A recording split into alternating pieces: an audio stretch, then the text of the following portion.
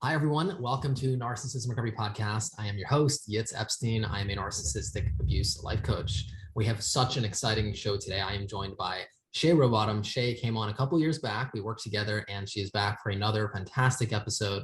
If you don't know who Shay is, she's a businesswoman with over 600,000 followers on LinkedIn, where she specializes in teaching business owners how to create video content on social media to generate more business, break through shame, and gain more confidence being themselves on camera.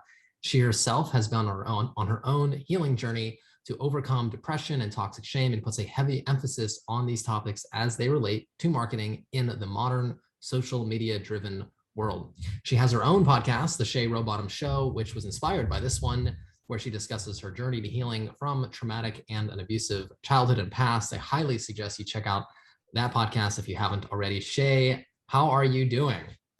Oh my gosh, I'm doing so good. Thank you for having me. I won't lie, I don't know if your audience knows the whole story of how we met. I think we've told it before, but I actually found Yitz's podcast, ladies and gentlemen, years ago. And I was going through a really, really hard time breaking up with a narcissistic ex. And his podcast just like gave me life every day. As I was healing and mourning, I would like turn it on. And I haven't listened to it in a while. I won't lie. I was just telling Yitz offline before we recorded, like, it's a while since I listened to your show, but I went through a phase where I just like binged it and it helped me so much. And it's funny because now I'm here and we're doing this interview and I hear your little intro of like, welcome to Narcissism Recovery Podcast. I'm your host, Yitz Epstein. And I'm like, oh God, the memories like of all the times when like those that your voice and just your teachings, it really did helped me through some really hard times. So I'm just having a little bit of nostalgia over here, thinking about how grateful I am for you for starting this show and how many lives you've touched, mine included. And let's catch up, my guy. It's been too long. So how are you? Good. I'm fantastic. How's your shade? It's being worked through every day, all the time. Yeah. Yeah. And that's same. why I love sort of what you do, because I think that the way I see it is that the shame, first of all, when you don't talk about shame, it creates more shame, and as you know, and then that self-talk. And I would say that shame is one of the biggest barriers between someone who's unsuccessful and their success. So let's talk about shame. Let's talk about what shame is, how it affects you. And man, there's so much to talk about, but I want to get your thoughts on how do you start dealing with shame? Well, it's really something that people don't have much awareness of yet. I mean, even I, when I started listening to your podcast, that would have been almost 2 years ago now. Isn't that crazy? Wow. Yes. Like right now, like this, I think it was the end of August, 2019 is when I found your show. Exactly. So like, yeah, but people don't realize that their problem is shame, especially in this world of digital marketing. I work with a lot of entrepreneurs who make a lot of money, who have really big egos. And, sometimes I go in, I talk about shame, and I'll say, even just the word shame, I'll be like, well, I'm working through shame, and this is like shame. And the irony is they'll kind of like shame it. They'll like make fun of it, like, ooh, shame. And I'm like, yeah. And I'm like, oh, dude, you have some unresolved shame, because like people don't think that they are shame based.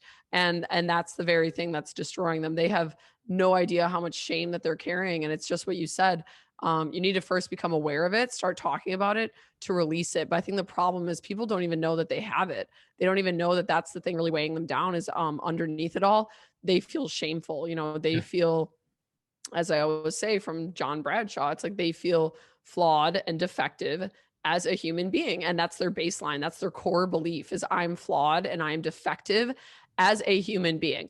And your followers know, I mean, if they've been following you and listening to these teachings, they know that that gets locked in childhood.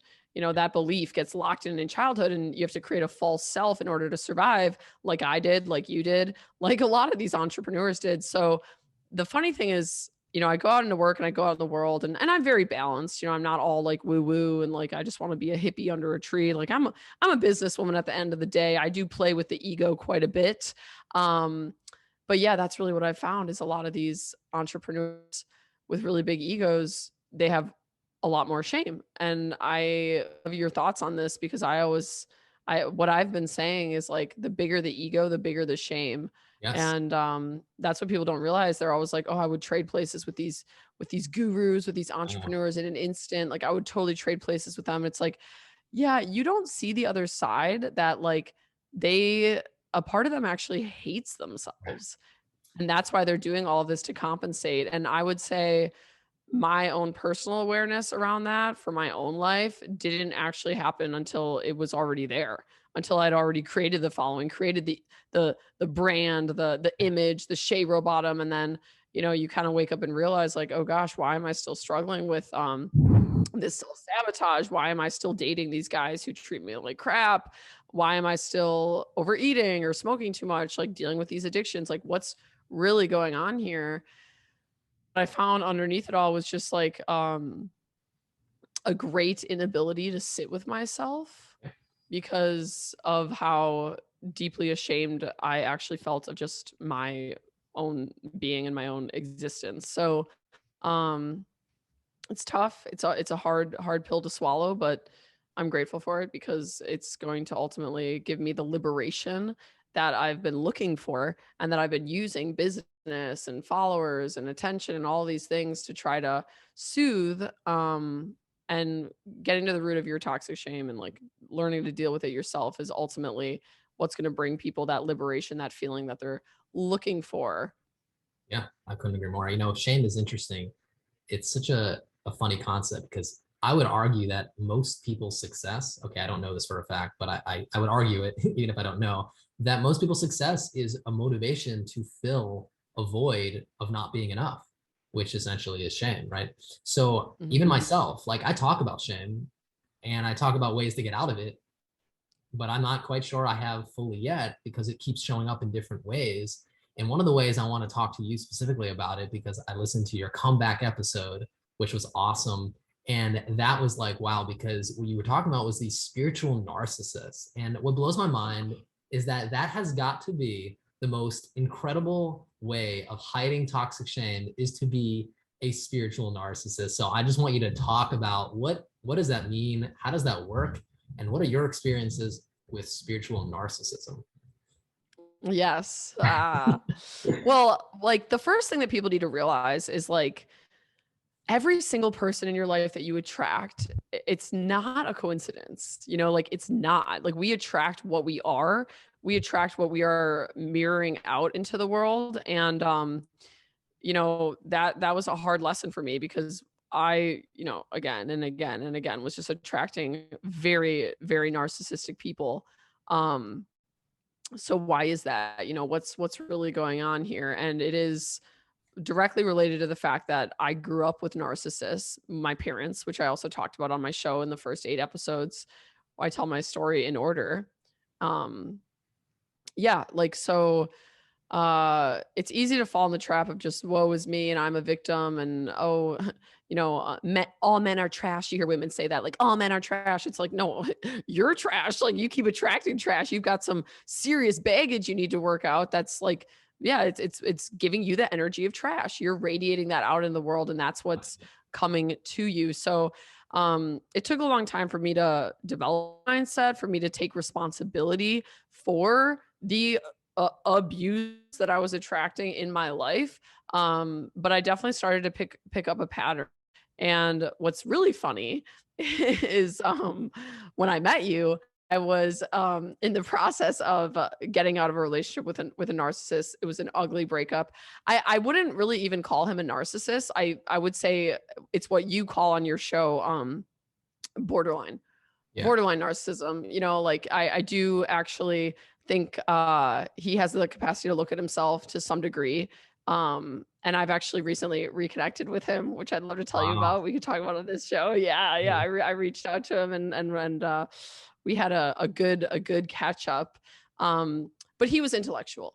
He Yeah. was an incredibly intelligent man, incredibly intelligent.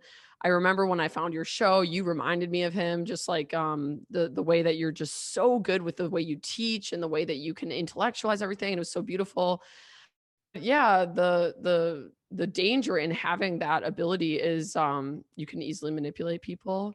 Yeah. I always say like intellectual narcissists, like what they're doing is like they're proving to you how smart they are. And 80% of the time, like you talk about, they really are right. You know, Right. 80% of the time, he really was genuinely like, oh They're crap, I'm really so glad I smart have this people. guy. Yeah, like I'm so glad I have this guy on my side. He's so smart. He makes the best decisions, blah, blah, blah.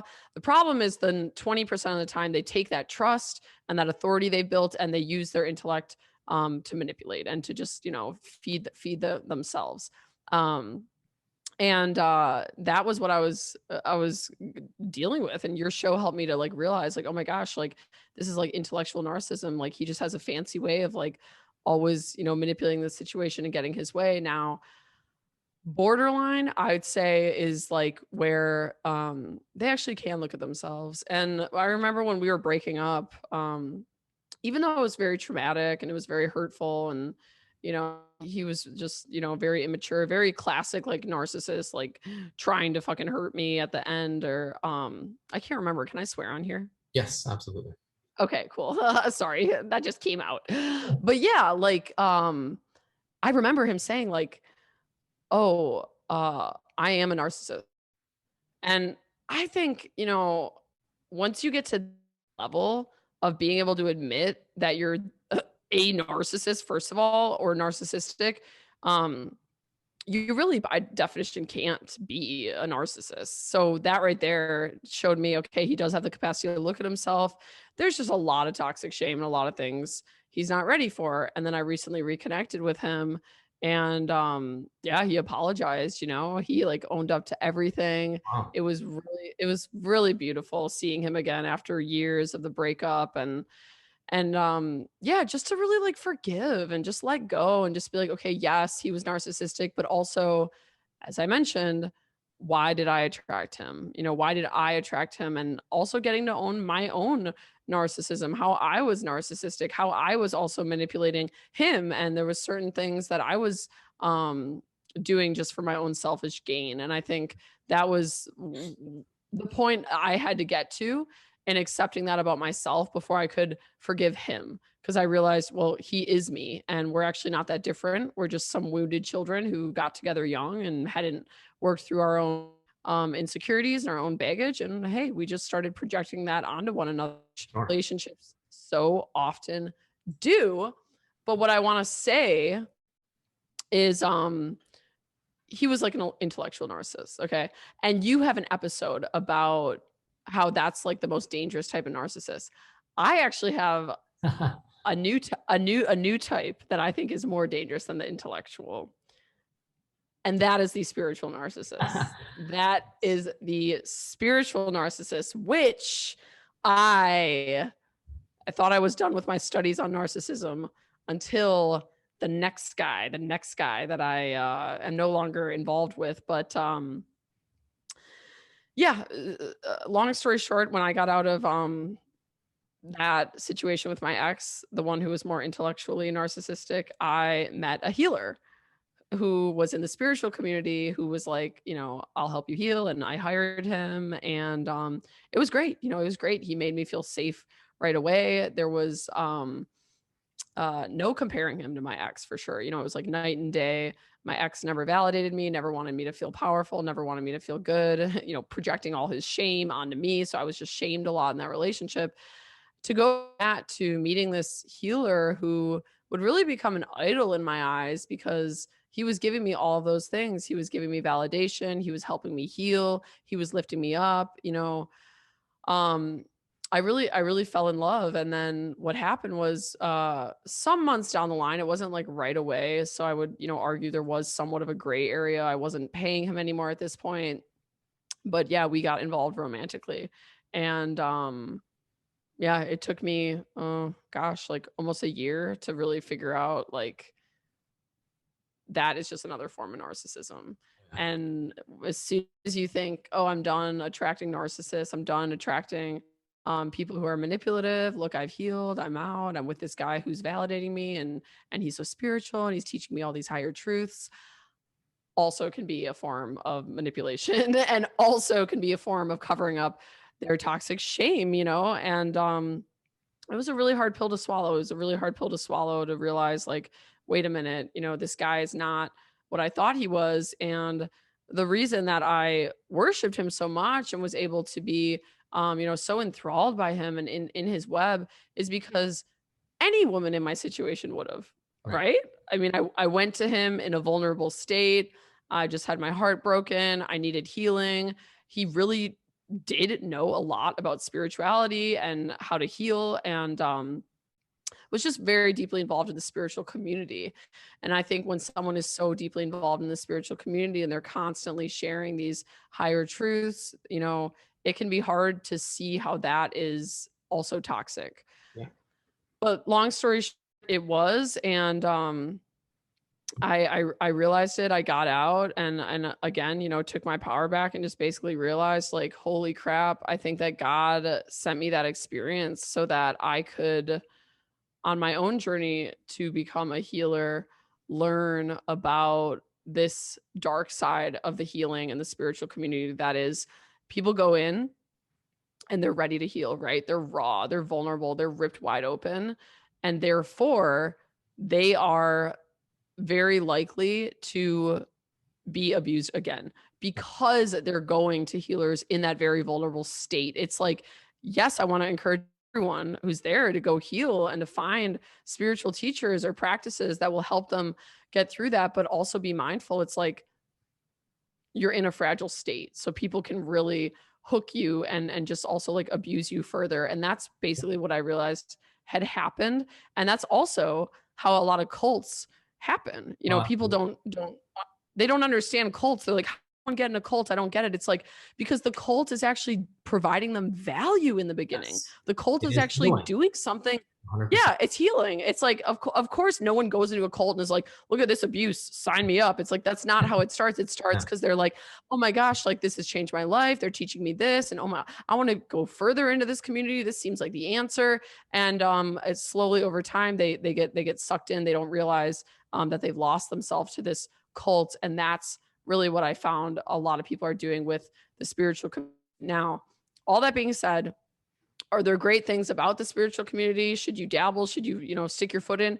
Absolutely. Nothing is black or white. It's always the spiritual community is great for healing, and you are there in a vulnerable state, you're very likely to also be abused again. So watch out. Not everyone in the spiritual community is enlightened. In fact, most of them aren't, let me tell you. So it's just always an and, you can go do a plant medicine ceremony with a trained shaman, have an incredible breakthrough experience, and you can also get sucked into plant medicines, become addicted to them, and basically just go down a whole nother cycle of escapism through the very medicine that I personally feel saved my life, changed my life. So there's always two perspectives. There's always an and I think for the past year, 2 years, since I've been on my healing journey after meeting you, Yitz, I was a little bit sucked in to the spiritual community.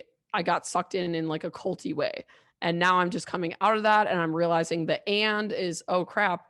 And you could also lose yourself in the spiritual community, Shay. And there are narcissists in the spiritual community, Shay. And it is in many ways like a cult if you're not careful. So for anyone listening, who's looking to get involved, who's looking to dabble, I say go for it. Nothing is off the table. The spiritual community certainly changed my life, helped me a ton.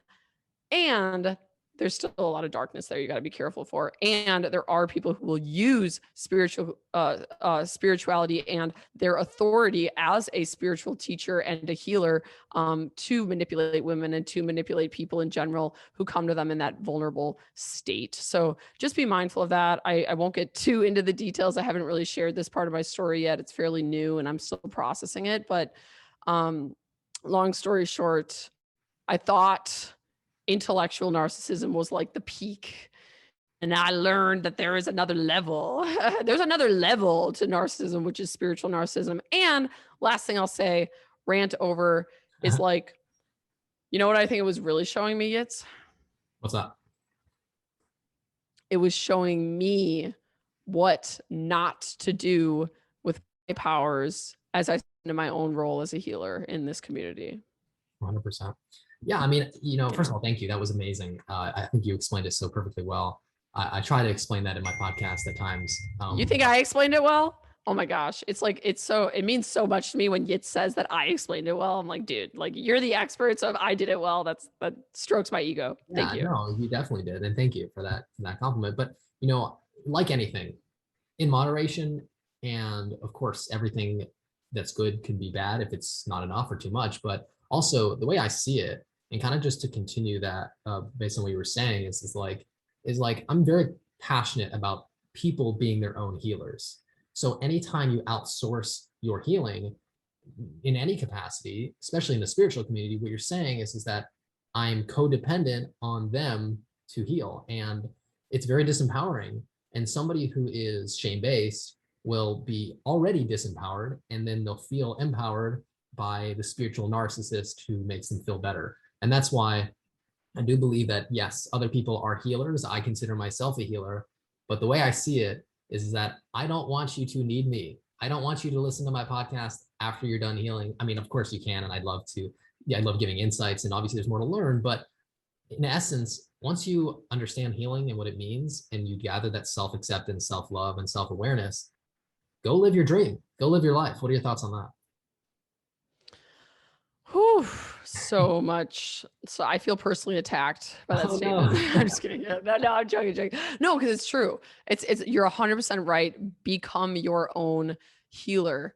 That's the goal, right? And I think that's where a lot of these healers take advantage of their situation.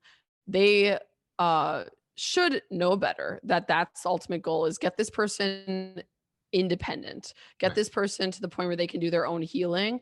But for a time, they might be a little dependent on you, and that's okay too. I mean, especially if you're really shattered, if you just come out of some serious trauma, like that's where the position of being a healer is really sacred. You Right. know, it's about doing the work of God. You know, it's about servicing someone selflessly, and that's what happened with this man I was involved in. I see now, like the hindsight's always 2020. So now that I'm out of it, I see so much of how it was toxic, so much of how like he always had to point out how he took credit for my healing. Oh yeah. And now I see that as like a big red flag. Like, wait a minute, why were you always like pointing out how like you were the one to heal me and like you were the one to get me to this point? It's like that is narcissism. That is like exactly what my ex did with the business. Is like we're only successful because of me, Shay, and it's my success. And like you're lucky that I've made you. It's like they just want for everything, right? All the way down to my family who are narcissistic. And like, you know, when I came forward with my story about how I was abused, they now they're all coming out and saying that I'm making up the story so that I can make money. I'm like, oh, that's hilarious. Like I've gone my whole life, not my whole life, but I've many years now been an entrepreneur in digital marketing, making money on my own, having a lot of success. And they never once congratulated me or like, you know, said anything about my money. And then as soon as I come forward with a story about them, it's like, they're like, oh, good. Now we have an excuse to make it about us and to say she's only successful, she's only making money because she's exploiting the family. It's like, dude, so that was red flag number one. I'm realizing now, like he was always taking credit for my healing. If you step into a role as a healer, understand like you take no credit, you take no blame. Right. You allow yourself to be a channel for the work of the divine, for the work of God. And it is a very position to be in. And if you yourself are going through some darkness and you're having your own toxic shame come up and you're realizing you're getting triggered and all your insecurities are surfacing, take a step back. You know, don't take on clients that week. Be aware of when you, the healer, need a break because you're in that scary territory of starting to cross over to exploit your clients and project back onto them. And I think that you do that so well, Yitz. I think you really balance like your own healing with the work that you're doing for your clients, and you're just such a you're top of the line healer, this guy that I've met. Like seriously, thank you, Yitz. But yeah, I would say ultimately, what was the question again? You asked about. Well, essentially, I mean, if you were to well, actually, I'm kind of blanking to be honest, but I'm just to continue what you're saying. First of all, thank you for the compliment, but I want to know Yes. how do you in essence um, become a healer where you are not hurting your patients, if in fact, or clients, if you Oh, are in right. fact wounded. If you have some, you know, first of all, again, thank you for the compliment. I do take pride in that because in essence, I have wounds too. When somebody shows up for healing, I have my wounds and I have my struggles, my traumas. I am actually healing with them. I'm not their healer because so Yes. I guess my question to you is how would you suggest somebody be a healer and be somewhat of an influence and power, yet not lose themselves and not become arrogant? What are your thoughts? Yes, 100%. I think that is what you asked. Well, I'm still figuring it out. I don't even really consider myself a healer, even though people call me that all the time, just for the work that I do on video. Video, I think, is very, very healing for people to break through their toxic shame. No one likes seeing themselves on camera starting out, and that's all it is shame. Um, but I would say just like be very mindful that if you come from a traumatic past, which you probably do if you want to be a healer, that's like why everyone gets into this position.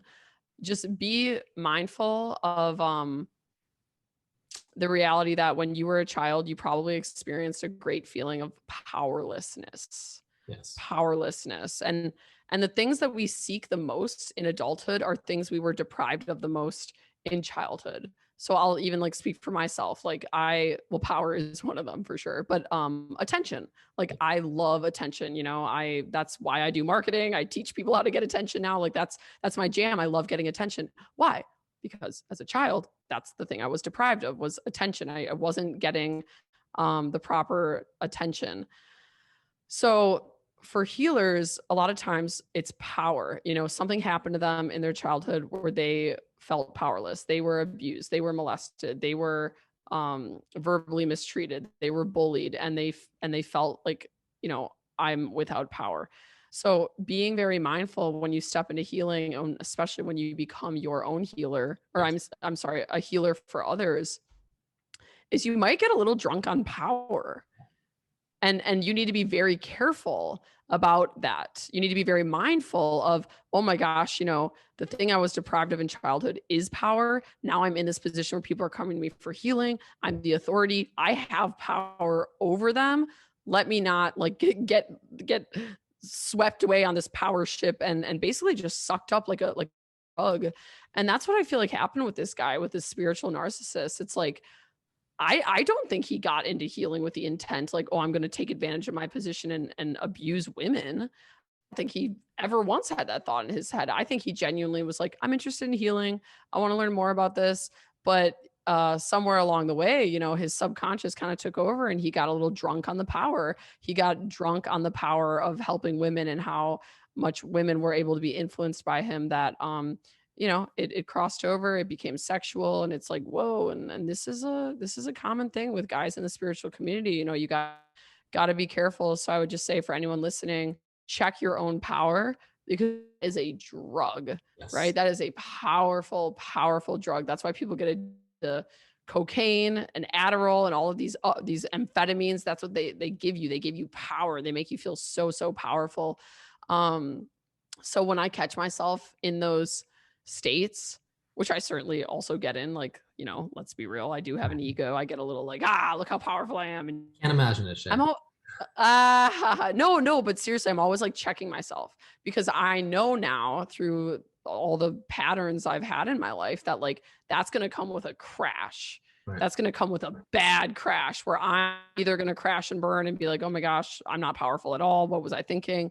Or I'm going to abuse someone, and then I'm going to have even more toxic guilt and shame for having abused. So like, just be mindful. Just be mindful. Just check your power. There's a difference between feeling like, wow, I'm loving the work that I'm doing. I love that I can be in service to these people and help them heal. But, there's a fine line that you could cross over before just getting drunk on the power and getting carried away. And it is a drug. I'm telling you, for those like me and like Yitz who have toxic shame, who've grown up with it, that power is a drug. And I think that's where we see a lot of these really successful entrepreneurs, a lot of these, why are they so successful? Why do they have millions of followers? Why are they always, making millions? Why do they have these jets? Why do they have that? It's actually because they got drunk on power and they just didn't stop. Maybe they didn't stop, and maybe they didn't crash and burn yet. And I'm not saying all successful, like I do think it's possible to live an abundant life of wealth and success, and, even throw a little ego in there and whatever, and be also still fairly grounded in reality. And there are, gurus and business people out there that are a great example of that. But also be mindful that a lot of these people, they will crash. They will one day reach a day where they crash and burn. And we see it all the time in the media, these stories about celebrities, politicians, people drunk on power, and one day it all comes crashing down. Oh, look, he's been cheating on his wife. Oh, look, turns out he's on drugs. Oh, look, they killed themselves. All of a sudden they're dead. It's like, what happened? They were drunk on power. They weren't really living authentically them. They were running away from themselves, building up all of these defenses, building this empire, building this image to protect themselves from people finding out the real them underneath all that is someone who actually deep down feels completely powerless. So just surrendering to it, just being real, like, hey, I love power, but it's also because deep down I feel powerless. And that's something that I'm working through. And just putting it out there, releasing the shame and being real will help you remain in a very grounded place as you step into your role as a healer. Yeah, I love that. We're describing it from, I guess, from a shame perspective is, when you feel shameful, you feel powerless to get out of that shame-based state. And then you will do anything. I mean, you and I know both shame, but specifically sexual shame. You will do literally anything to get out of that because it's so painful. And power is a very potent drug. Heroin's a potent drug. Codependency, all these escapes. So to be able to sit with that shame and work through it. And I'll just point out, as a parent, you get that trip because essentially you are literally creating your child's psyche. You're downloading information, you're reflecting back your sense of self, and you basically are extremely powerful. So as a parent, you don't even have to be a spiritual guru or healer. As just a regular parent, you are forced into this position where you need to develop a certain sense of self-awareness and humility so that you don't exploit that. And the way I see it is that there's this narcissism is everywhere. And I do believe it's a spiritual problem because we are in essence drowning in shame. And as a result, our spirits are suffering, and we're trying to do whatever we could to soothe. So we become grandiose, we become over the top, we become shameless. So yes. It all kind of makes sense, Right. I love that you're bringing that up about becoming shameless, because that also is what people don't see, that this toxic shame does to people is it can just whip them in the other direction. Like they're not ashamed of anything. They can't even look at themselves. But what you're talking about, like, we collectively have it. I think it's really important to start having that conversation. And that's why I kind of chuckle when I bring this to a lot of successful entrepreneurs. They're like, what are you talking about? Shame. It's just like, dude, you are so unaware. You haven't even scratched the surface of who you are and why you're doing this. And that's so many Americans. And you and I have talked offline about this toxic shame. Like, it's not just Shay and Yitz. It's like Shay and Yitz are just like aware of it and we're dealing with it. And there's a handful of us. It's not just you and I. Thank God people are waking up. But this collective shame that we've been burying and we've been like afraid to look at and so felt so powerless to heal. That's what's created a nation of very narcissistic people. And I want to get into this a little bit because I think people don't understand how this relates to Donald Trump. Like why was Donald Trump the most hated president and person? And like can we like dive into that? Like, okay, I get it, like he's an asshole and he's vulgar and all these things, but it's like, what's really underneath that? Like, why did he trigger an entire nation like so much? And what I believe it was is that he represents our shadow. No question. He represents our shame. If you actually look at the work that Donald Trump did as a president, he actually did like more of what he said he was going to do than like any other president, which actually, if you look at the ads, it's like, wait, he's actually like has a lot of integrity, but people aren't seeing that, right? People are just seeing the way he speaks to people, the way he, demeans people, and the way that he just has no shame, right? And it triggers them so much because what we haven't done in America is we haven't owned our shadow. We haven't owned our darkness. We have a nation of people who are just obsessed with looking good, obsessed with keeping up with the Joneses. As long as when we leave our front door, the neighbors think that we are primped and proper and put together, that's all that matters at the end of the day. And I don't even care how depressed my kids are. I don't even care how like abused and just miserable my children are. If they can make me as the parent look good, and if they can make our family unit look good, that is priority here in America. We need to start having a serious conversation about how prevalent that is in this country, how real it is. Because if you don't like Donald Trump, and if you are so ashamed that this was the guy representing this nation, you need to accept that you are part of him. You are part of that. People didn't want him representing us because he made us look bad, without realizing, hey, you guys, guess what? That is us.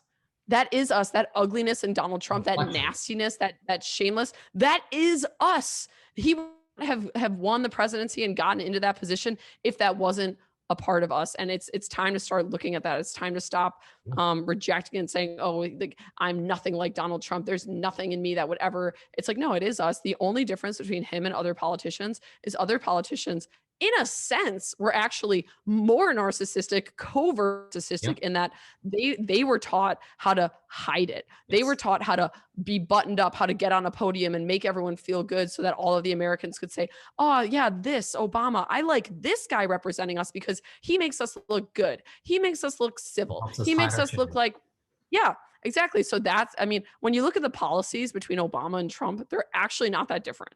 What's different is Trump, didn't care about his image. He didn't care at all. He was like, look, this is me. What you see is what you get. And America hated it because we've been so conditioned to hide that part of ourselves, to block out our shadow, block out our darkness. And I think that's the perspective of Donald Trump. People aren't seeing. People just want to go straight to, oh, you know, he's a dick and I'm nothing like him. It's like, there's a reason that he got into that position. And there's a whole conversation around him being our collective shadow that we don't want to look at. And that's really why he triggers people so much. Yes. You know, I heard something a while back that those who voted for Hillary were in favor of a covert narcissist, and those who were in favor of Trump were overt. Now, I don't know that for a fact, but I thought it was very insightful. But here's the thing: people are a reflection. If you don't like a reflection, it's still a reflection. And so therefore you're, you know, healing, and you're not know this, is that in order to heal, you have to be able to look inward and self-reflect. But sometimes you cannot see what's inside of you because we hide it from ourselves. We're amazing at doing it even without even realizing it. So if we don't like somebody, if we don't like a person, usually it's because they're showing us something about ourselves, like you said, the shadow that we're not entertaining. So actually, when we attract a narcissist, the reason why we hate that relationship, but we keep going back to it, is because we want to see that reflection healed. We don't want to see it shame, you know, the actual shame that we have within. And that's why I tell anyone who's been in a narcissistic relationship, what exactly are they telling you about yourself? Because the second you understand yourself and heal that within, they will literally disappear. I couldn't agree more. I have it happen all the time. You know, I was just at this mastermind retreat in Jamaica, and like, it's a pretty triggering group for me, to be honest, because it's like 50 entrepreneurs and like 6 of them are women. So I'm like around successful men all the time. It's like my biggest like triggers, like right in front of me. I'm like, okay, let's go through this. Let's deal with this. But one of the guys in the group just triggers me so much. Like I would go up to him and just be like, I hate you. You know, like, and we're cute. We have like a cute friendship. It's like a brother-sister relationship. But we trigger each other, and we're also both aware of why we trigger each other, because this particular guy has a really traumatic past. Different traumas from me, but like the same level of like, whoa. And that's why we trigger one. Because I see in him the parts of me that I still don't love. And it was really cool. You know, I kept telling him throughout the weekend, I'm like, you know I like tease you and I say things like, I hate you so much, but I just want you to know, like, you are me. You are so much like me. And like, thank you for coming into my life and being this reflection, because how much you trigger me has shown me how much of myself I still get to learn how to accept, love, and have compassion for. So yeah, you know, you hit the nail on the head. And that's something that took a long time for me to get past. I think a lot of people just want to blame, just want to say, oh, my ex is a narcissist and I'm just this is my favorite, is, oh, I'm just an empath. Like, I'm just the victim. So empathic. It's like, dude, an empath is also a manipulator. Why? Because when you're constantly people pleasing and serving someone else, you are in an essence manipulating them to feel a certain way about you. The reason that you are people pleasing is because you want to control how this person feels about you. So in essence, you are also manipulating. Same So thing, different way hey, of going about it. yeah, like own that part of yourself. And that's what I've been doing. And ever since, the work I've done with you and other healers, I've really grown to, like, when I'm triggered by someone and when I don't like them, I'm like, whoa, okay, Yeah. teaching moment. What do I not like about myself here? What's really going on? Yeah, 100%. That's beautiful. Well, you may not call yourself a healer, but you're certainly an influencer. People are watching you. I know my audience is going to be listening to this episode and they're going to be thoroughly enjoying it because I am very much so. So, the way I see it is that is how you heal. You influence. You just heal yourself and people watch you and then you explain what works for you. And if it works for them, great. So I guess, no, thank you. Thank you for being an influencer and someone who 600,000 followers. I don't know if I'll ever meet 600,000 people ever, but that's just so many people. And they're all watching you. They're like, wow, we appreciate that you are being yourself, you're being authentic. Or even if you say things that they don't like, I think deep down they admire you. So any last thoughts for our audience? What could we tell them struggling with obviously being wounded and hurt and narcissistically abused? And you've been through so freaking much. What do you want to say as parting words to just help them out? Yeah, thank you. The biggest thing that's helped me, a lot of my clients along their journey, putting themselves out there, sharing their story, is just what you feel the most shame about is precisely what you need to share. I mean, it's really just that simple. When you feel so ashamed of something and you're like, oh God, I would die before I share that. I mean, it's controlling you.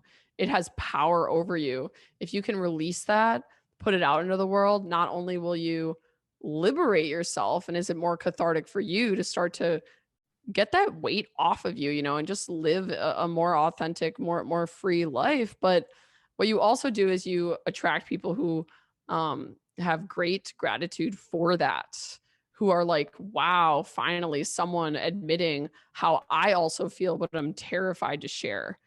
Um, if you are scared to release a piece of content, it means you should release it. When you are making a video and you're not scared at all of what people are going to think of this, you're like, yeah, this is just like everyone, this isn't going to offend anyone, and like, bloop, publish, no big deal. It's probably not going to have as much of an impact. What is the most personal is actually the most general. So what we tend to think, oh God, I could never share that, I'm so alone, it's so shameful, is actually exactly what everyone is going through. And I think that's, a lot of the work that I do. I do trigger a lot of people with my content. I do trigger people with the things that I share, but I've just learned over time, through the positive reinforcement I get from people reaching out to me, that the impact it has on people in a positive way to also feel inspired and safe to speak their truth far outweighs the people who are going to be triggered, who are going to project onto me, oh, you're just attention seeking, you're just doing it, like, why do you keep talking about your childhood, like you're just attention seeking. It's like, dude, you're just projecting onto me because you want to deal with your childhood. So it triggers you that I'm talking about mine. That's all it is. It's really all it is. Like, if you've owned your childhood and you've gotten through stuff, even if I am being just completely shameful and ridiculous in like the ways I'm sharing my childhood, like, it's really not going to bother you because you get it and you've been through it. The haters say a lot more about themselves than they do about you. So just share, just put yourself out there. I know it's scary, but go toward what scares you. It's really helped me a lot. I'm not a fearless person, despite what people think. People think like, oh my God, you're so fearless. And how do you do this without fear and without shame? The truth is, I do have fear and shame. I've just learned how to be comfortable with the discomfort. And I have found that every time I break through that discomfort, my liberation meter goes up just a little bit. And I'm super grateful for that. So just building the muscle of feeling safe to release your shame, feeling safe to share your story. If you want help, if you need a community to walk you through it, that's also what I do. So feel free to reach out. I'd love to help you along your video, your content journey, sharing your story. But at the end of the day, that is what I cannot stress enough. You are not alone. You are not crazy. You are not crazy. You live in a world that is severely mentally ill, severely dysfunctional, severely addicted, severely obese. I mean, look at the divorce rate, look at the suicide rate, look at just the rate of overall happiness and fulfillment. If you feel crazy in a world that is calling you crazy when they are in actuality literally crazy, like sick, mentally ill, dysfunctional, um, it's probably just reassurance that you're not the crazy one and you live in a world that is very sick, and you have a message that people need to hear to ultimately to shift this, to bring about healing. So when people tell me I'm crazy, like, oh, you don't fit in, you're just crazy, I say, oh, good. Like, I'm super happy to be crazy, because if I'm crazy and what's out in the world already is not crazy, hey, I think we could use a little switch. I think we could shake it up a little bit. So you're not alone. You're not crazy. You're just healing. And the more that you talk about it and put yourself out there, the more it will wake more people up. And we can start to reach critical mass with this awareness around, hey, we have a pretty big shadow, as big as Donald Trump's ego. Yes. We have a pretty big shadow that we need to collectively work through. And the sooner we all just start embracing it and stop shaming one another, stop trying to control one another, the sooner we will actually arrive in that world where there's more peace, more fulfillment, and more children who actually grow up feeling safe to be who they truly are, that they are not shameful, that they do not have to build this false self, these defenses, these masks, these addictions just to cope. I mean, wouldn't that be great if we just lived in a world where children grew up feeling safe to be who they really are, and parents had enough awareness and enough healing to not project their own shame and insecurities onto those kids who then just go on to repeat the pattern. So long, short answer, but I would say just be yourself, have trust that the right people will find you. Whatever you are feeling the most shame about is what is all in the most control over you. So if you could talk about it, if you could get brave and let it out, I promise you, I know it's scary at first, but it really does bring about immense liberation and the life that you deserve and you've been looking for. Yeah, that's beautiful. Thank you so much, Shay. And how do people reach you? I mean, obviously you offer the boot camp. I believe you have that Heal Tribe. How can they reach you for healing? Yes, absolutely. Well, I'm actually doing a training this weekend. When this episode might not be launched in time, right? Or when do you launch this? This week, a couple days. Oh, in a couple of days. Okay. Well, if you're hearing this and it's still not 10 a.m. EST on Saturday, August 14th, you could join my live training that I'm actually doing this weekend. I'm super excited. I'm doing a two-day virtual bootcamp intensive that I personally am going to be training live. So you can come ask me anything about video, how to make content. It's all about how to jumpstart content for your business, for your brand, to grow your following, to grow authority, and to just start speaking your truth and gain that confidence on camera that we all deserve. So if you'd like, reach out to Isabella at shayrowbottom.com to reserve your spot, or just go to my website, www.shayrowbottom.com. And there's a form there you can fill out to set up, learn about my other programs. I do also have a healing group as well, as Yitz mentioned. Yes, there. Thank you. And as always, just go ahead and follow me on social media at Shame for free content and free tips around shame, healing from a traumatic childhood, and also marketing like a boss. So that's it. There you go. Well, thank you one last time, Shay. It's such an honor to have you, and I'll see you in 2 years. No, come to Miami. Let's Yes, hang out for sure. sooner than later. But yes, thank you, Yitz. And it's just a pleasure knowing you, working with you. I appreciate the work that you're doing so much. Yeah, thank you so much for those kind words. And thank you all so very much for joining us for today's episode. Until next time, all the very best.